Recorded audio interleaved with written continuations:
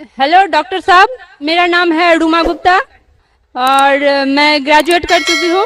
मेरा सवाल है कि अगर एक मुस्लिम लड़का और एक हिंदू लड़की शादी करे और अगर ऐसा हो कि वो मुस्लिम लड़का हिंदू लड़की के घर में नमाज पढ़े और वो हिंदू लड़की उसके घर में जाकर पूजा भी करे, तो ये क्या जायज़ है या नाजायज़ है?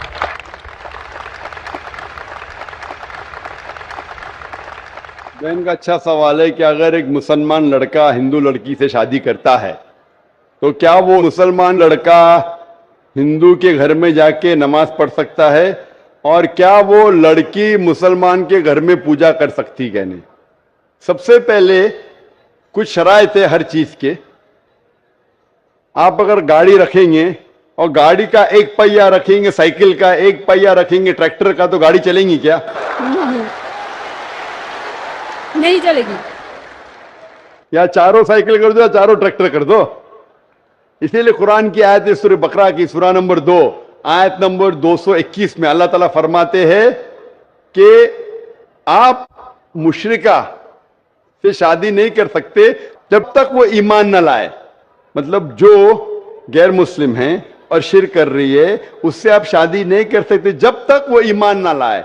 और एक ईमान लाने वाली औरत चाहे कितनी भी बदसूरत हो वो एक मुशरिका से बेहतर है। और आगे आयत कहती है कि लड़कियां मुशरिक लड़के से शादी नहीं कर सकती जब तक वो ईमान ना लाए। एक मोमिन आदमी चाहे कितना भी बदसूरत हो वो बेहतर है बनिस्बत जो शिर्क करता है। इसकी वजह यह है कि इस्लाम में लिखा है कि अगर आप खुदा के अलावा किसी को और पूछते हैं, किसी और की इबादत करते हैं, ये सबसे बड़ा गुनाह है।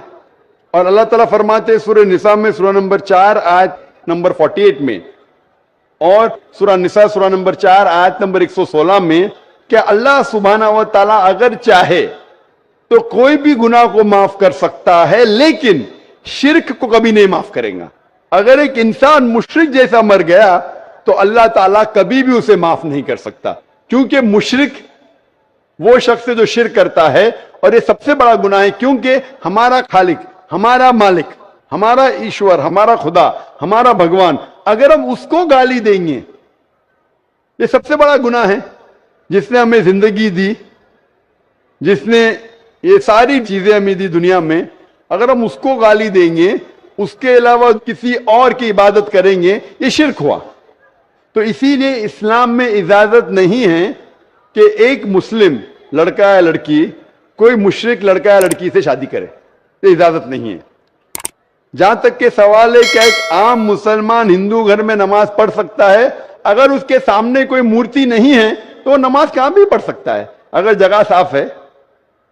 हमारे रसूल मोहम्मद सल्लल्लाहु अलैहि वसल्लम फरमाते कि सारी दुनिया, सारी धरती मोमिन के लिए मस्जिद है। यानी सारी दुनिया आप कहां भी नमाज पढ़ सकते, देखना चाहिए कि साफ है, आप नमाज पढ़ सकते। तो ये आप जाके अगर हिंदू का घर में जाते हैं और वह साफ है, कोई मूर्ति आगे नहीं है, तो नमाज पढ़ने में कोई हर्ज नहीं है। जरूरी नहीं है कि आपको शादी करना चाहिए फिर आप नमाज पढ़ सकते, शादी करने की जरूरत नहीं है। नमाज पढ़ने का अगर साफ जगह है तो कोई हर्ज नहीं। इसीलिए शादी के लिए शर्त है कि दोनों का ईमान हो। और अगर आप हिंदू मजहब पढ़ेंगे तो हिंदू मजहबी किताब में भी यही लिखा है जो मैंने पहले पेश किया, पहला जो सवाल था भाई साहब का, और मैंने कहा कि हिंदू मजहब में भी यही लिखा है, ना तस्य प्रतिमास्ति, उस ईश्वर, उस भगवान, उस खुदा का कोई अक्स नहीं, कोई मूर्ति नहीं, कोई फोटोग्राफ नहीं, कोई पेंटिंग नहीं, कोई पोर्ट्रेट नहीं, कोई आइडल नहीं, कोई स्टैच्यू नहीं। अगर ये मान ले कि कम से कम जो यकसा है हिंदू और इस्लाम के मजहबी किताब में, कम से कम उसके ऊपर अमल करे तो अक्सर हमारे मुश्किलात दूर हो जाएंगी। जो यकसा नहीं है उसको कल डिस्कस कर सकते। और अगर आप तहकीक करते हैं, तहकीक करते, हिंदू मजहब की किताब पढ़ते और इस्लाम मजहब की किताब पढ़ते, दोनों में लिखा है खुदा एक है, दोनों में लिखा है खुदा का कोई अक्स नहीं है, दोनों में लिखा है कि खुदा का कोई बुत नहीं है, दोनों में लिखा है कि खुदा के अलावा किसी और की इबादत नहीं करना चाहिए, दोनों में लिखा है कि आखिरी पैगंबर मोहम्मद सल्लल्लाहु अलैहि वसल्लम है دونوں میں لکھا ہے کہ شراب نہیں پینا چاہیے. میں حوالے دے سکتا ہوں اور میں تقریر ایک دیا ہوں, similarities between Islam and Hinduism. اسلام اور ہندوازم میں یکسانیت دونوں کتاب میں. آپ اگر پڑھیں گے قرآن مجید میں سورہ مائدہ سورہ 5 آیت نمبر 90 میں لکھا ہے کہ شراب پینا حرام ہے.